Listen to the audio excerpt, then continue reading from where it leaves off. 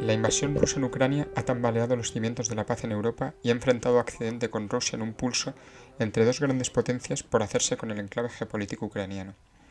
El impacto psicológico que pueden tener los conflictos bélicos sobre las personas que participan en ellos es brutal. Los casos de neurosis de guerra durante la Segunda Guerra Mundial se contaron por decenas de miles, desencadenándose en numerosas fobias espaciales. Nos situamos en Kiev, capital de Ucrania. Al inicio de la guerra fue fuertemente bombardeada, y aunque la ciudad no cayó como lo hicieron otras, hay que tener en cuenta que la guerra aún no ha acabado. Son estas premisas las que nos generan unas condiciones materiales un tanto abstractas en las cuales no sabemos los verdaderos daños en la capital, pero sí que tenemos una idea del patrimonio destruido. Y desde luego, sabemos cuáles son las intenciones que el pueblo ucraniano quiere para su nación en el futuro. El proyecto se plantea en una Ucrania de posguerra y ha de ser sensible a estos dos factores anteriormente mencionados. Programa: recuperación de lo destruido. En primer lugar, se analizan los edificios que han sido detectados dañados y se decide recuperar varios de los usos perdidos en un solo proyecto, aprovechando la liberación del suelo para otros fines. Forma: pasado y futuro en la reconstrucción de Ucrania. La respuesta formal del edificio tiene que ver con la Ucrania europeísta que sus habitantes desean para el país. Es por ello que se eligieron 18 torres de Europa y Norteamérica para la composición de una sección Frankenstein o futuro Prometeo que tuviera esa esencia occidental, pero cuya imagen final recordase a los utópicos artefactos de los arquitectos y artistas soviéticos, juntando así pasado y futuro en su composición formal. La estrategia de composición es la siguiente. En primer lugar, se descomponen las secciones de las torres en sus elementos primarios. Estos elementos primarios son posteriormente agrupados en volúmenes mayores, los cuales compondrán el proyecto. La esencia del edificio se basa precisamente en estos volúmenes, cada uno de los cuales con su propia idiosincrasia, estructura y envolvente, como veremos después.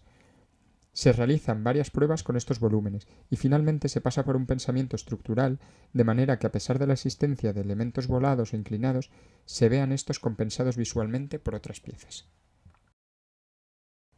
La composición tridimensional del artefacto es, como se puede ver, una traducción literal de la sección Frankenstein resultante de nuestra estrategia proyectual. Se compondrá de 9 volúmenes independientes en cuanto a su materialidad y estructura, pero sinestésicos entre sí en cuanto a su programa, estabilidad general y comunicaciones. Se deciden varios materiales para cada volumen y se juega con ellos, por ejemplo invirtiendo la piel exterior-interior, como en el volumen A, F o G, o variando el tamaño de las piezas que lo componen, como en el volumen C, para generar diversidad en la propia pieza. La parcela donde se encuentra el proyecto es posible que esté destruida total o parcialmente en la actualidad, lo que nos permite repensar la zona casi a modo de tabula rasa, liberando un suelo industrializado que daba la espalda al río. El entorno se convertirá en un parque con distintas dotaciones, soterrando la carretera de 6 carriles para facilitar la conexión Ribera-Ciudad y realizando una nueva topografía que alzará nuestro proyecto y suavizará los desniveles. Con el entorno liberado, el proyecto se entiende como una ciudad vertical destinada a no urbanitas, personas con fobias o que pasan la mayor parte del tiempo en sus casas debido a su trabajo, permitiéndoles acceder también a distintas dotaciones sin tener que abandonar el edificio. El programa del edificio podemos dividirlo en 3 partes: las viviendas, las dotaciones comunes y los servicios domésticos.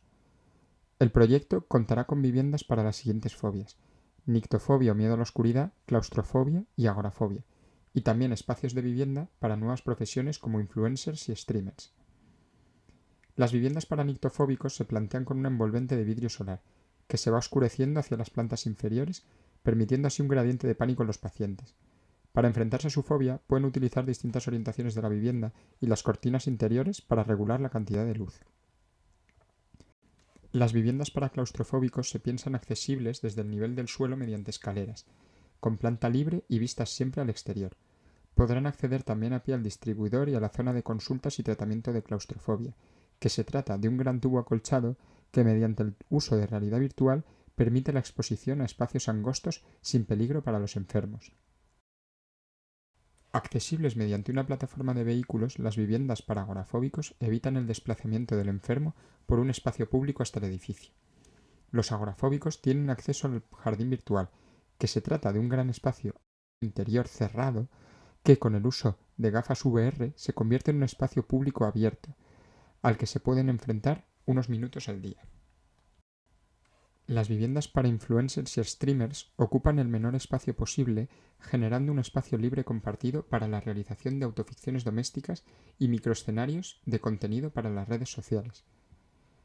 Las viviendas favorecen la colaboración entre los creadores, pero también respetan la intimidad de cada uno, teniendo espacios privados. Cada perfil tendrá su acceso propio y pareja de ascensores, a los que sumaremos un acceso para personal y usuarios externos y otro para el personal médico. Aunque la privacidad es realmente importante para los usuarios de la ciudad, el edificio cuenta con zonas comunes que facilitarán la interacción entre ellos. En la zona de piscinas destaca la piscina cilíndrica, que se construye modularmente mediante una estructura de vigas metálicas de corte circular atornilladas entre ellas. Los empujes del vaso de la piscina se transmitirán mediante una estructura secundaria a las vigas principales, que actuarán como un monocasco. Estas descansan sobre una estructura de pilares inclinados por la parte inferior y se encuentran ancladas al forjado por la parte superior. El polideportivo posee múltiples actividades entre las que destaca la escalada, que se realiza en las paredes de todos los núcleos de comunicaciones que atraviesan la pieza. El comedor es una pastilla en voladizo que cuenta con una gran cúpula geodésica a unos 50 metros de altura con excelentes vistas sobre el río Dnieper. La cúpula se construye con perfiles tubulares unidos entre ellos mediante piezas cilíndricas atornilladas. Estos tubos estarán soldados a las vigas de los forjados superior e inferior. Un factor imprescindible para imaginar la vivienda del futuro es la centralización de los servicios domésticos, necesaria cuando hablamos de género y de confort en la vivienda. Es por ello que el proyecto posee una serie de plataformas que conectan los distribuidores de las viviendas con las cocinas, la lavandería y con el punto limpio que se sitúa bajo rasante, desde donde se recogen los residuos directamente con los camiones. De esta manera, todas estas gestiones se pueden realizar directamente desde los distribuidores. La estructura principal del edificio consta de un núcleo central y dos laterales de barras de acero, que son los encargados de soportar todas las cargas horizontales y algunas de las verticales. Los tres núcleos, utilizados para comunicaciones e instalaciones, forman un trípode rigidizado en la parte central del proyecto, por una losa de gran canto con ábacos de refuerzo, que a su vez sirve como cimentación de las estructuras de los pisos superiores. A esta estructura central se incorporarán las estructuras propias de cada volumen, cuyo cálculo se detalla en el trabajo escrito. El primer paso en el proyecto estructural de esta torre de 126 metros de altura fue el cálculo dimensionado de su núcleo central ante las cargas verticales y viento. Las barras horizontales de este núcleo coincidirán con las vigas que acometen a los nudos en cada planta. Por lo tanto, debido a la intersección de los volúmenes en el espacio, se generarán tres núcleos metálicos en los que el ritmo de las barras será cambiante en sus cuatro alzados. Una imagen constructivista como un futuro occidental, un Prometeo programático y una respuesta a las nuevas formas de habitar son la esencia de este proyecto.